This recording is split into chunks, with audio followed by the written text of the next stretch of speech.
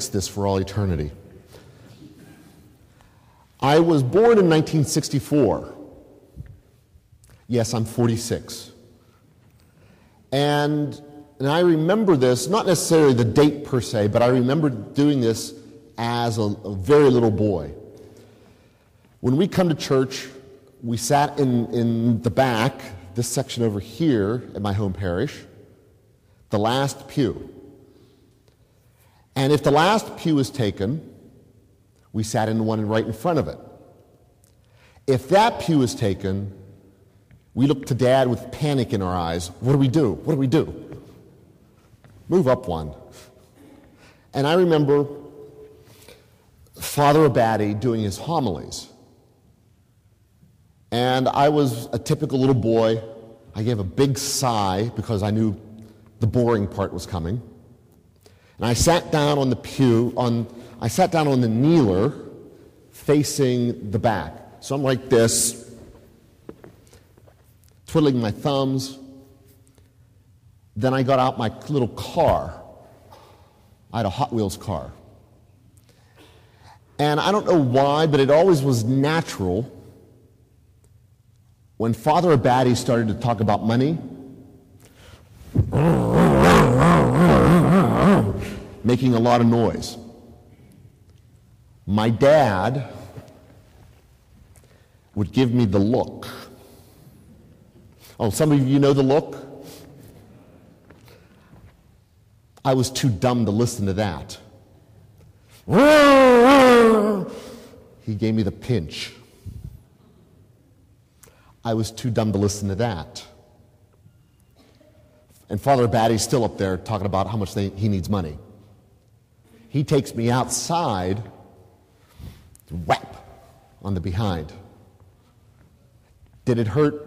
It stung, but you know. But the worst part, everybody heard it. So we come back inside, and I remember I wasn't the only bad kid. I remember other kids, and I hear their dads taking them out, whap. Yeah!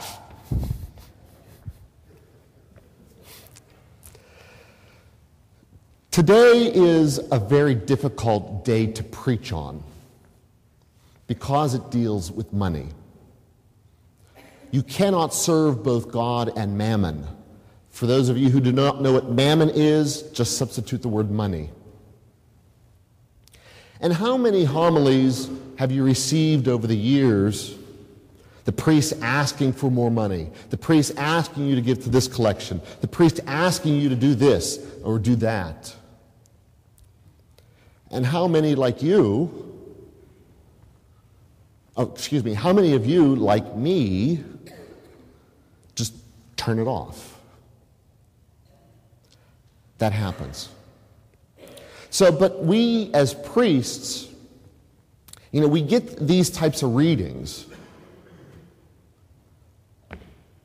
What the heck do I preach about? How do I not offend people? How do I get people just to listen whenever there's a homily about money? Well, I was thinking about that. And, oh, by the way, that's one of the reasons why I don't want to be a pastor. Because I don't want to be a businessman. I want to be a priest. So if the diocese should ask you, just tell them he's bad with money.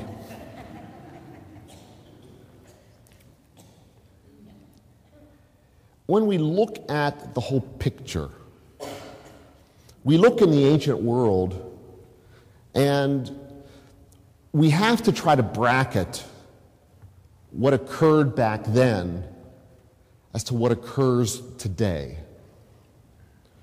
What occurred back then when somebody was wealthy is that they usually got their wealth from being dishonest.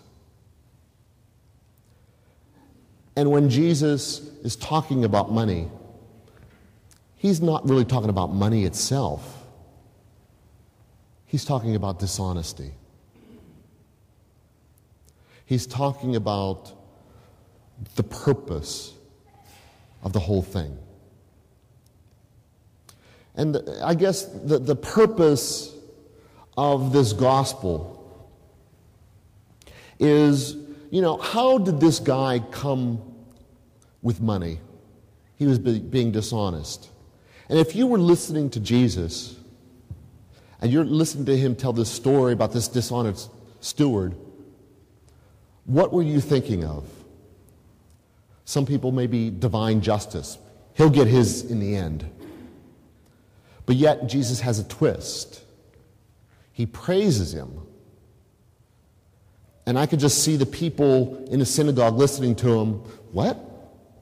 Did I just hear you say you're praising somebody who's a sinner? And he goes on to say why he praised him.